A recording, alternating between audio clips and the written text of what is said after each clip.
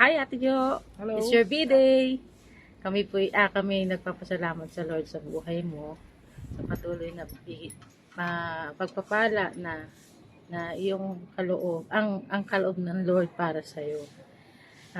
Sa pagiging devoted para sa gawain ng Lord, hindi lamang mga kabataan, mga katandaan, kundi maging mga kapastoran is nagiging pagpapala ka sa kanila. Pagiging matatag at patuloy na yung masipag para sa gawain ng Lord. Yan yung katangian na meron na. Na kahit na may karamdaman, andun ang puso mo para sa gawain ng Lord.